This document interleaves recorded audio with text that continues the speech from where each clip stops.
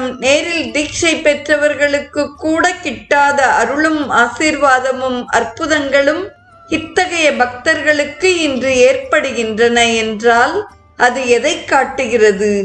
குருவின் பாதார விந்தங்களில் எவருக்கு உண்மையான பக்தி இருக்கிறதோ, எவர்கள் சந்ததமும் குருவை நினைத்து போற்றுகின்றாரோ, எவர்கள் குரு சேவையில் தங்களது வாழ்வை பரிபூரணமாக ஒப்படைத்து விடுகின்றனரோ, எது நிகழ்ந்தாலும் அது நல்லதற்கே என்று எண்ணி அனைத்தையும் குருவின் பிரசாதமாக ஏற்றுக்கொள்ளும் மனப்பக்குவம் எவரிடம் நிலவுகிறதோ, அவர்களது வாழ்வில் குருவருள் அநேகமான அற்புதங்களை நிகழ்த்துகிறது என்பது கண்கூடாக விளங்குகிறது. குருதேவர் நம்முடன் இன்றும் இருக்கிறார், என்றும் இருப்பார். நமது வழிகாட்டியும் உற்ற நண்பரும் அவரே. அவரிடம் பக்தி கூட கூட பொருளும் அருளும் நம்மை தேடி வரும்.